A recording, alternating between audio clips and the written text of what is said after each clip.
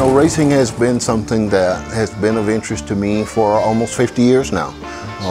I built my first car with my dad when I was 12 years old, before I even had a license, and you know, that just kind of mushroomed into kind of a lifelong passion for not only restoring cars and just efficiency in that, but high performance in racing.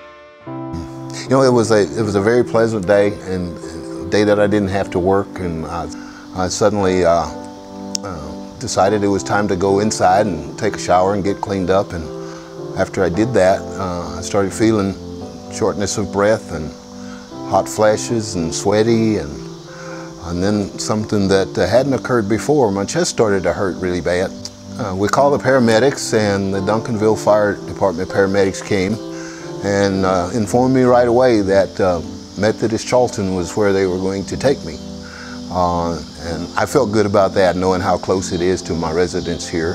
Was wheeled into the emergency, and the staff that was on duty there was just so proficient and efficient, and just gave me a real feeling of comfort and security, and that the outcome would be good based on what they were doing. Shortly thereafter, my surgeon showed up unexpectedly. I mean, I did not expect to see him that soon after arriving at the hospital, and found out later that he had already had a conversation with my wife and kind of assured her that everything was going to be okay.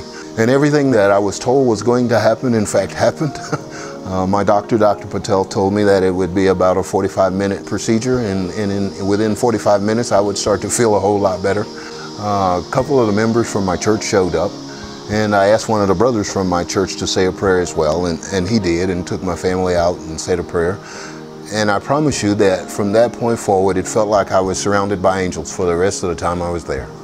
I mean, from the surgeons to the anesthesiologists to the nurses to the folks that served my food to the folks that came in and helped me with keeping myself clean. And I mean, it was just such a, if you can believe it, such an inspiring and wonderful experience. And I really can't find the words to express my gratitude. As I've gotten information about the Heart and Vascular Institute that's being started there, I'm encouraged for the people in this community because, you know, I know the population here will benefit a great deal from the education and the care that'll be made possible by the Heart and Vascular Institute.